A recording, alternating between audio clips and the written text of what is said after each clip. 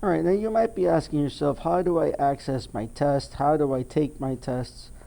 Where do I go to find this sort of stuff? And the place you have to go to is My School app. So you first go to My School app and then you go to the assignments page. Now when you're in the assignments page, you're going to see there's a filter there that says date due is today. This will show you any assignment that's due today, but the problem is if your test is not due today, you will not see it on this page as it is. To solve this problem, you have to go to the filter and click where it says date due is today and switch it to date due is in the future. You click on the filter, it says show assignment due today, and then you click on it and it says in the future, and that's what we're aiming for, is a future assignment. Once you click apply, it'll show you all the assignments in the future. You'll see a chapter 1 test. You click on that chapter 1 test and you'll see two links, a chapter 1 test and an answer sheet. Clicking on the chapter 1 test will show you the actual test with a large word bank.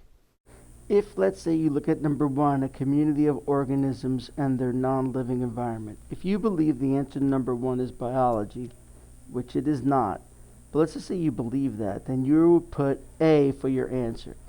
If the answer is not in column A, if it's any of the words not listed in column A, you would get it wrong. If it's any of the words listed in column A, you would get it right.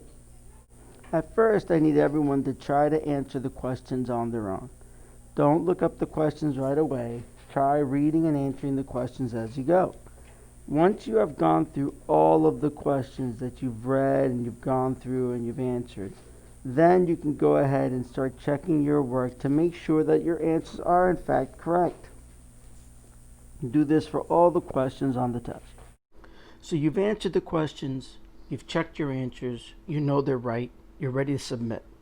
What you have to do then is go to the answer sheet link below. That answer sheet link will take you to this website. You'll see a name box where you put your name and a student ID, just like the example provided below. I then need you to click the checkbox above and go ahead and click on Start Quiz. That'll begin the quiz and it'll show you the name of the test, your ID number, your name, and how much time you have left. Please know you should click on Answer Key version A and begin answering the questions there.